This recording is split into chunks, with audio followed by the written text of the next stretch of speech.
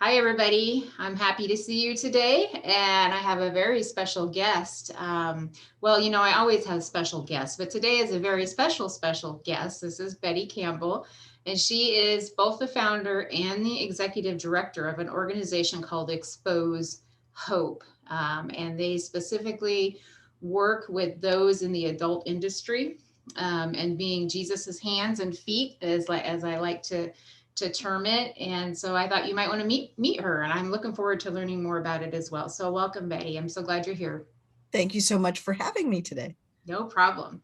Tell us. I'm very curious. How did this organization even come to your mind? How did it start? What was your incentive there and your story behind it? A lot of people ask that, so it is an odd one, isn't it? Uh-huh. So I was out doing actually a bar ministry with my pastor, and we would go and take coffee at the end of the night, stand in the smoking area, talk to people, pray with them, and offer a ride home. And we were leaving a bar one night. There was a lady in a wheelchair. She was crying. I assumed a domestic violence victim. And I said, "Oh, we need to stop and help her." So we pulled over. I gave her some water. I said, "What can we do?" She said, "Why is he doing this to me?" And I said, "What did he do?" And she said, "I told him I'd bring him here if he didn't touch any of the women, but he's in there getting a lap dance." My heart was broken for her.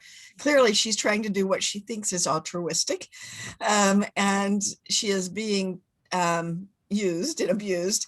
And so it broke for her, but it also broke for him because he wasn't going to get filled in there like he wanted to be. And then it also broke for the ladies because when I was very young, from the age of about 17 to in my early 20s, I was in the life. And so I thought, who tells these women that they're loved? Who fills them up? And so when I got back in the car, my pastor said, "Would you ever go in a place like that?" And I said, "I'll go wherever God sends me." Mm, And then within 2 weeks, Xpose Hope was born. mm. How it happened. Well, that's what you get, right? For saying I'll go wherever he sends me. Yes, you have to watch saying that. He'll take you up on it. You do. I've met missionaries to Africa who said, I said I would go anywhere but Africa. And then, guess what happened? So, yeah. So you were in the life. Were you in the life willingly? Was that something that you were coerced into? I was coerced into it. My first husband was quite abusive. His first girlfriend, his main girlfriend, had been Miss Nude Florida, and he wanted me to emulate that. Mm. So um, he kept pushing it, and I ended up, I went for a waitress job and then found out their waitresses were topless. Mm. And it just spiraled from there. Mm. So that's how I ended up in the life. Yeah. How did you get out of the life? Actually, it's really crazy. I actually have a book coming out soon that tells the whole story. Oh, yay. That's great. Yes, Okay. it's called My Journey in His Hands, and he and I in there I talk about what happened. But I was in a situation in the club where I was trying to protect another girl. My life was threatened, and my husband was in the military and had us moved immediately onto base. That kept us safe. So that removed me the first time. The second time, actually, him being PCSed out removed me because where we moved to had no clubs. Yeah. Thank you, Jesus. So that's why I got out then. All right. All right. And it sounds like maybe that relationship was not a long-term one for you, or No, we were yeah. divorced. He and I wish him well. I think the world of him. He's my daughter's father. I think we were young and he did not understand. He had a lot of growing up to do. Right. So, but that a lot of our ladies get in that way. Their partner or their spouse, just sees as a great way to make income, and it just spirals and it's out of control before you know it. Definitely. Yeah. So tell me what Expose Hope does. What's your goal, and how do you put that into place in the everyday work? We go into the adult entertainment industry and we hope to create relationships. So we go in every month, we take a small token of our concern and care So we've taken in earrings, Mary Kay makeup, infinity scarves, whatever. We take about 600 gifts a month in the Portland metro area. We also have Salem Bend. We are in Montana and Pasco County, Florida as well. And we just take it in with our card and we say, we care. That's it. And we hope that we make connection. We work to connect with the ladies in a way that they know they can trust us, so that when things hit the fan, because they always do when you're working in the life, when DHS comes to take their kids, when they end up beaten by their pimp, when they end up thrown out of their home, or worse things, maybe they're in jail, we get the calls. And we go and we minister wherever they are. We will go to hospitals, we've gone to jail, we've gone to court. And we just pick them up where they are and what do you need? And then we offer those services. So we offer housing, links to housing, links to addiction programs, links to abuse programs. We will sit with them during their domestic violence hearings. We will hold their hand. We sit with them in court if they're trying to get custody of their children. We help them with apparel. We help them with resumes, jobs, whatever it is they need. And some of these ladies started in the industry at about age 12. So that's when their trauma started. That's where their growth stopped. And so handling money is not something they do well. A lot of them, cooking may not be something they learn to do. So we teach them how to crock pot and how to cook so they can make meals for their family when they begin working in a different profession. So we do all of that. Wow, that's impressive. So give me an example of a first step. Let's say a gal has been in the life since age 12 perhaps, and maybe she's 19 now and she's thinking, gee, I want something better for myself, and maybe someday I want a family and I don't want, them to have a mom who's doing this. And what would be a first step for her? Let's say you guys have come in and to build that relationship. Would she just reach out and then you guys are able to provide those services to help her get out, or how would that work? She would just reach out to us on Facebook, Instagram, email, or give us a call. I'll never forget one of our ladies who called and she said, when we would go to her club, we would leave the gifts and she would roll her eyes and say, okay, and take them. And so we knew she didn't love us, but she called one day and said, I don't like you people. But last night, a guy came into my club and was firing shots. He fired right over my head. I am pregnant and no one knows that. I have to get out of this life. And so we met with her at a Starbucks and we worked on her resume. We talked to her about, what are your dreams? Where do you want to go? What do you want to be? That's usually our first question. What do you want to be? What were your dreams when you were 10, 12? Because I guarantee you, none of them say, I couldn't wait to get on the pole. Right. I couldn't wait to walk 82nd Street, right? So it's an amazing thing to have them say, I wanted to be a nurse. I wanted to be a teacher. I wanted to be a missionary. You wouldn't believe how many of our ladies wanted to be a missionary. Wow. So, so we point them in that direction. We start them on the first steps and work with them. That young lady, later had her baby, named him Messiah because he took her out of the industry. And she is doing amazing today. Her organization works with the police department. She often sends me pictures of her with the police saying, can you believe this is me? So it's an amazing transformation that happened there. That is amazing.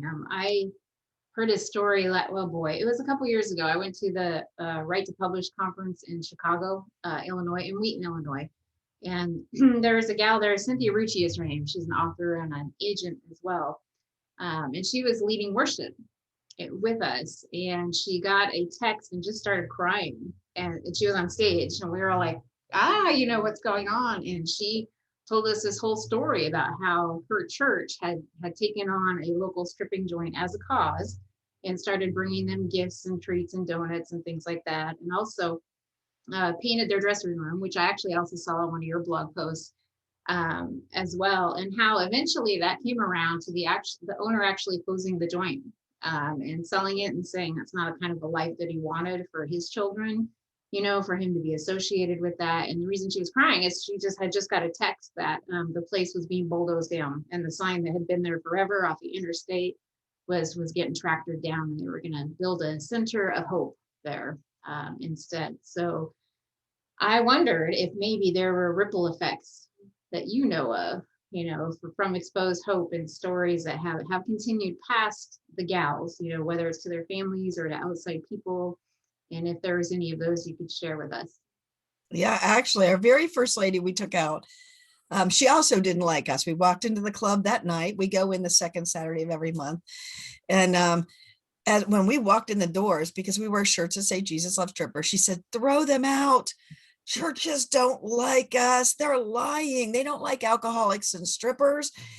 And so I walked over to her and I tried to have a conversation. She was spitting on me. She was throwing things. She was wailing about with her arms. And it turned out that she had wanted to get married and no one would marry her. As soon as a pastor would hear what she did for a living, when they asked, that was the end of the conversation. And I said, I'll marry you.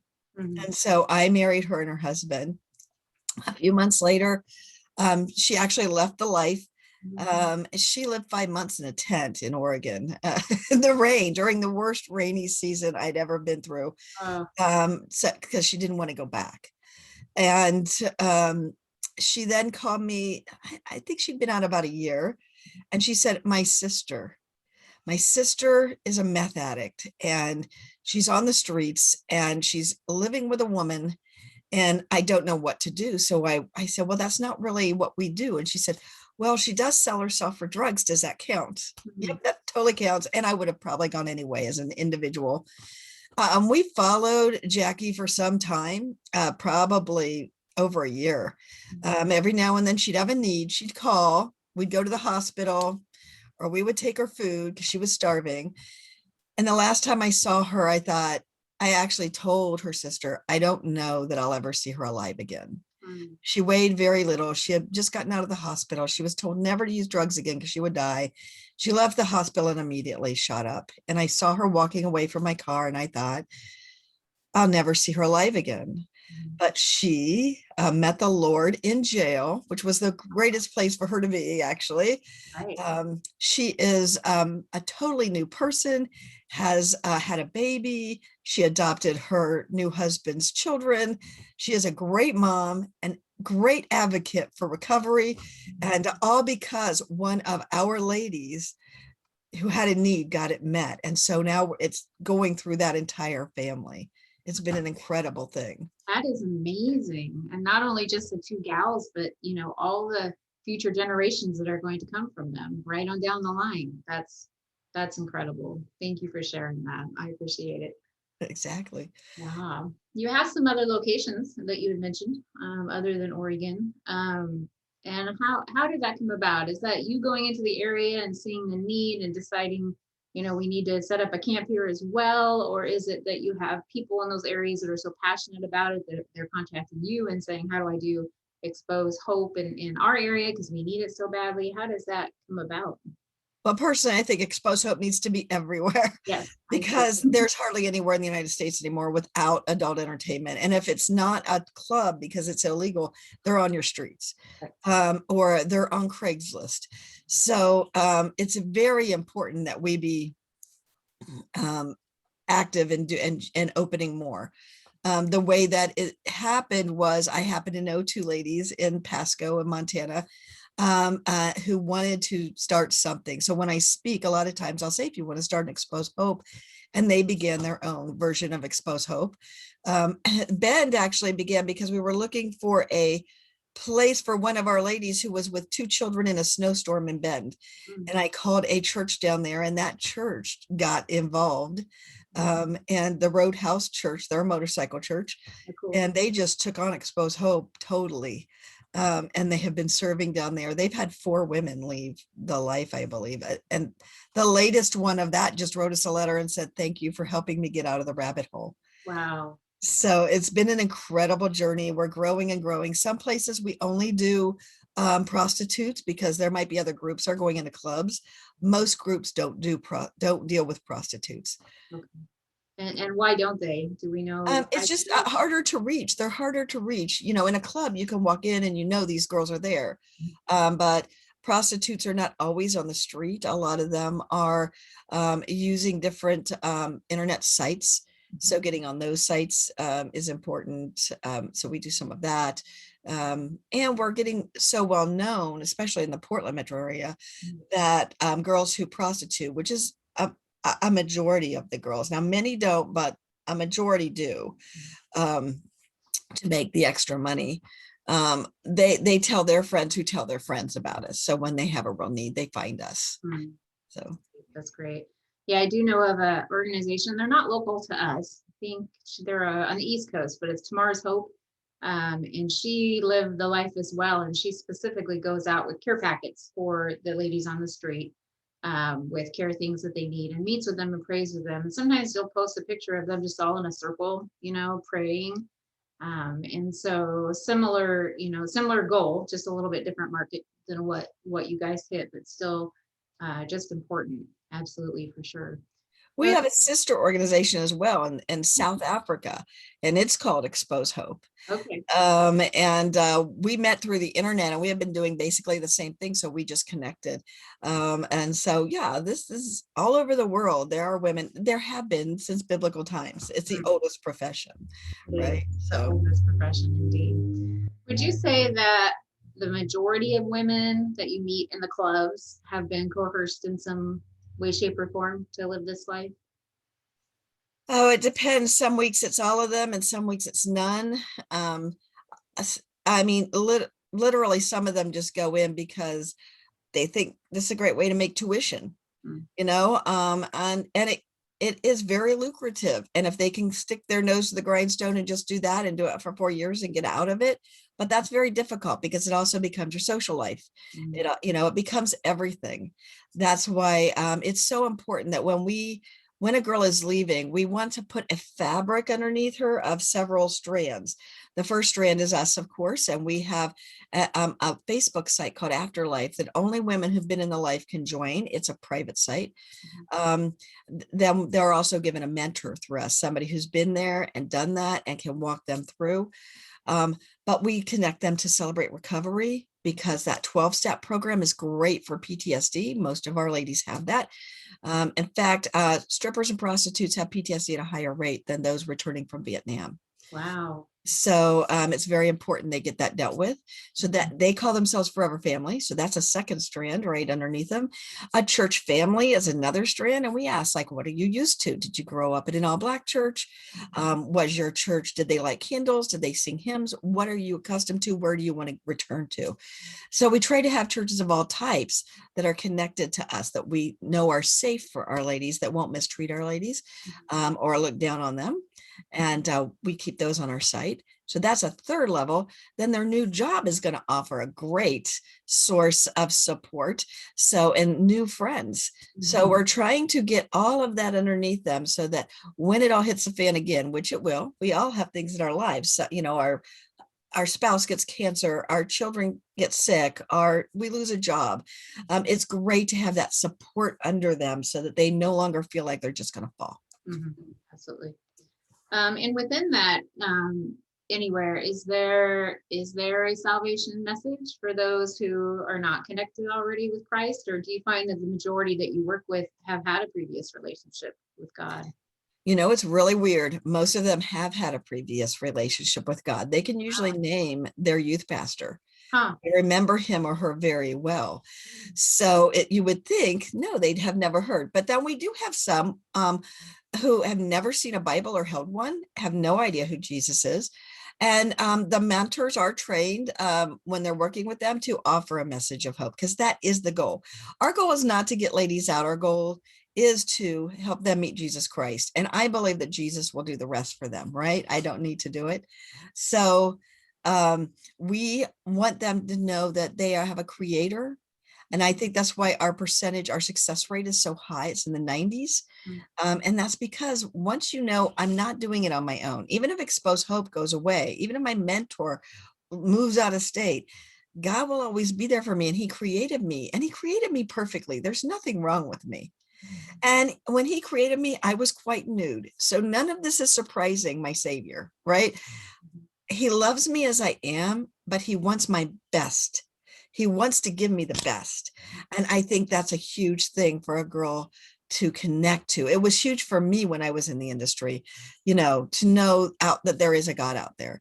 So I think that is important, and it helps us that's our actual hope. That's the hope in our name. And our logo, although it doesn't look like it here, our logo actually has the one X cross on the X is red, and it stands for the red cord of Rahab.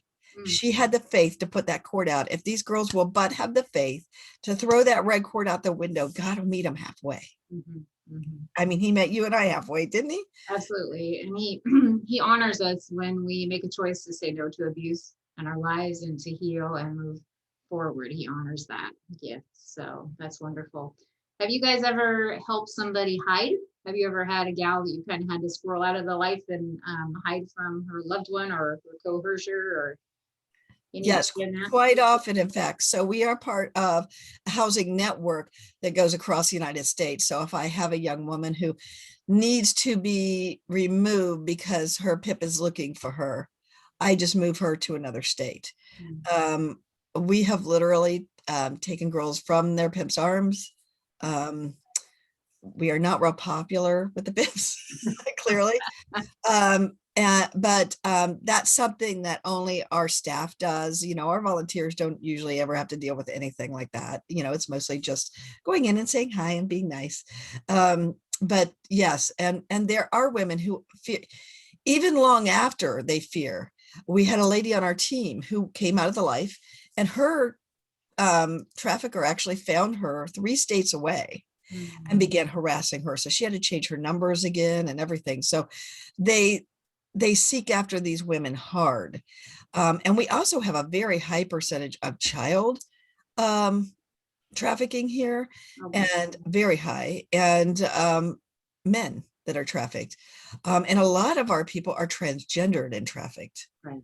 And that is very dangerous. We lost a girl not long ago who was transgendered to murder. It's a very dangerous thing for a transgender to prostitute themselves, especially if they do it in such a way that they truly believe they are the other gender, and that's how they advertise themselves. So some of the men do not take that well, and although it's no longer legally a defense in Oregon or in Washington, in fact, it's called Nikki's Law, who was the person we were connected to. It is a very dangerous thing. So these women do work in a dangerous situation, and it's a daily thing for them. But it's what you grow up in. If that's what just like abuse, if that's all you've ever known, so you grew up in that, you will also probably, that's why breaking those chains is important. You'll marry an abuser. So if this is what you've grown up in, you don't even realize it's dangerous because it's what you grew up in, right? Right, exactly. Yeah. And how do you guard your people? I suppose you just pray a lot when you're actually going to remove somebody directly from a pimp's arms, that it's a safe situation, right? And that people aren't hurt. Yeah, there's a ton of prayer involved. We talked long and hard about would we carry weapons. Yeah. And we watched the movie End of the Spear. And in that movie, the son asked the father, well, aren't you going to take your gun when you go and try to meet this tribe? And the father says, now, son, I know if I die where I'm going, but this tribe doesn't yet. So if I shoot them, they will die and never know Jesus. And in the end, he is, of course, Nate Saint is killed on that mission. And through his death, tens of thousands came to the Lord. So we just feel like if we go in there and we protect ourselves in that way, that pimp, who we also have a heart for. Okay, so it's not just the ladies. We love our bouncers, we love our pimps, we love our club owners, because Jesus loves them. They are sons and daughters of God. So we want to make sure that we're not pulling them out of this life before they get that chance to meet Jesus. We know where we're going. That's brave of you. I would wonder if family and friends are concerned about your safety when you're out on the streets doing that. I'm sure, but they know me and they know there's not a lot of stopping me. A lot of stopping you. I love it for sure. Go back to the kids. You mentioned that there's quite a bit of children trafficking going on. I went to a webinar last week on the National Institute has released their federal human trafficking report now for the year 2020, and the trends and how they recruit and everything else. But what's your experience here in the Portland area with the kids, with the children?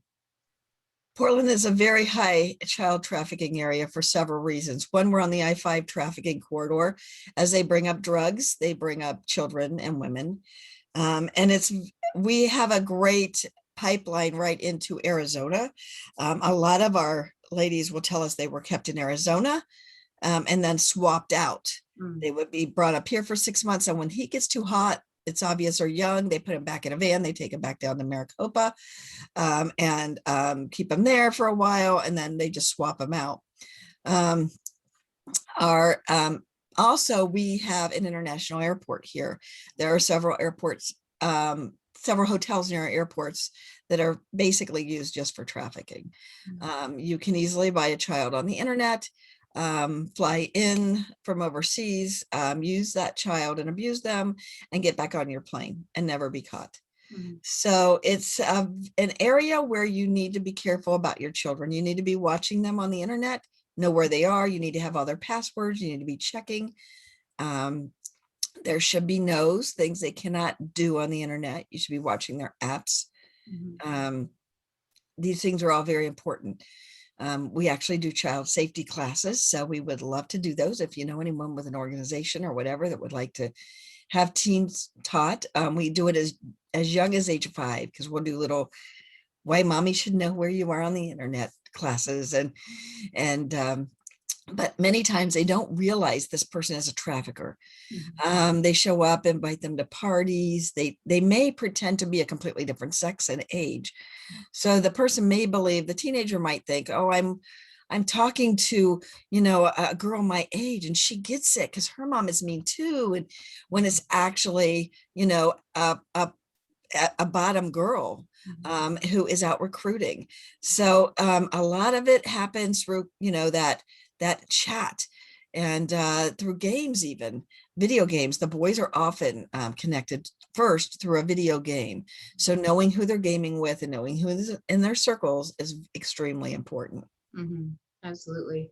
And is there no, I want to say accountability, but you can't really have accountability without a coming to Jesus moment. Is there no accountability in that hotel industry for those hotels that seem to be known for that? Do they just not care because they're renting the rooms? It doesn't matter. I mean, exactly. They're renting rooms, and who they rent to, they don't care. So that's kind of where we're at. There is actually a movement. I can't remember I don't get asked that question a lot. There is a movement to take pictures of hotel rooms when you travel, so that way, if there should come up a picture of a child in a hotel room, that can be matched and we can know what hotels are doing it. And that lets us kind of, put pressure on those hotels if we know for sure. But it's difficult, especially in Portland right now. We're struggling with our police department. The gang unit also did a lot of our work in this area. And so when it disappeared, that made it rougher. It's a tight line that they have to walk, and having the proof of this is very, very difficult. I work with a man who was once a pimp, and literally it took years. He had to have a girl murdered for him to end up in jail, and then he only did 3 years. So there's not a lot of, even if you get caught, the odds of them doing a lot of time is not huge. They'll literally run their girls from inside. So it's a long-term, thing. It's not something I believe we're going to fix overnight. I mean, it's been happening since biblical times. But I believe that message of hope changes lives, both the girls and the trafficker. Mhm. I mean, traffickers do come out of this. Mhm. So it's important that we be offering opportunities, that we be offering hope, that Mhm. we be reminding people that they are loved. Right, right. And what about the venues? Have you had any situations where club owners, as an example, have really decided to revamp things or to make sure the gals are there willingly versus being coerced? Or has there been any movement in that area? There has been. I know that you probably realize that Stars had a big episode a few years back, and from that episode, he actually was pretty careful. If you look at the actual court hearings, he was checking IDs. He did check her ID, and it looked legit. He was doing things like that, but I think the entire industry looked at it as, we need to really be careful about this. We can't have kids here. And I think most of them don't really want to have kids there. It's a huge risk, and most of them, they do have families. Mhm. So I don't think they want it for the most part. Now, that's not everyone, but for the most part, I don't think they want that. And I've had club owners say, if you see a girl in here, you feel as underage, please come to me. Hmm. So they're very, very concerned about it, especially since that incident. Mhm. And we have club owners and club managers who will call us when girls have problems. We had a girl who was domestically abused about a year ago. I actually got that call from the club manager who said, I need help for this girl. And we took her down to Domestic Violence Resource Center. Um, it's amazing, the heart that is there. And it's great to work with it when there is a great heart there, that does actually have concern for their ladies. And honestly, a lot of the clubs, I was surprised when we were first allowed in, Mhm. because I would think the same thing. Most people think, oh, you want to shut them down. But we have seen shut down this last year, and it was horrific. 5,000 women getting no unemployment Mhm. and about 500 men. Mhm. So it wasn't a good thing to have them all shut down at once. Right. That's a lot to handle. But I think that there is a heart within the industry. Mhm. And I know that sounds very strange, but that they do care about their people. They want them to be healthy. I will get calls for addicted women a lot. Can you hook her up with an addiction program? We're concerned. So they do care, and they see us as an avenue of who they can call instead of them doing it. A club owner can't really go fix a girl's car at 2 a.m. or he has to fix every girl's car at 2 a.m. Right. I can come and give her a ride, though. Mhm. I can get her into addictions programs. So they use us as that conduit to some of the services that these ladies might need. And that's great for us. That's excellent. Do you think most every club out there, at least in our area, is aware of you and aware of your services? Or has the outreach been pretty good there? It has been. We're in about 60-70% of the clubs. The Okay. ones that we're not in, we just haven't gotten to yet because we don't have enough volunteers. Right. Um, and once we go in, I make the commitment that we will always be there if I have to go by myself. So I'm very careful about opening a new team until I'm sure I have enough volunteers who are consistent. Mm. But yeah, the one we get calls all the time from clubs we are not in. Mm. So we know that they hear about us and that they welcome us. We have a couple of clubs that don't want us, and that's totally fine. Mhm. That's their decision and it's their club. Mhm. But for the most part, we're accepted in and usually welcomed in. And actually, our safest time is actually in the club because the bouncers watch over us and protect us. It's when before we get in and they don't know we're there yet. That is my biggest concern usually. Okay. So the clubs are usually very kind to us and amazing.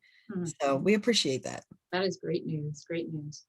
So tell me, what is something that an average person could do? Let's say, somebody sees this podcast and they're like, man, I really am feeling called to help in some way, shape, or form with this ministry. What's the best way to go about that? You can connect to us on our website, XposeHope.com. Now, there's no E in our name. It's X for X-rated. And so XPOSCHOPE.com/donate. You can donate to us either one time or monthly. You can join our outreach team. We would love to have you. You can join our mentoring. You can, if you're an employer, you can hire some of our ladies. You can hop onto our business sites. We also, Xpose Hope does several business sites. So we own the All About City sites, All About Hillsborough, All About Beaverton. You can hop on there.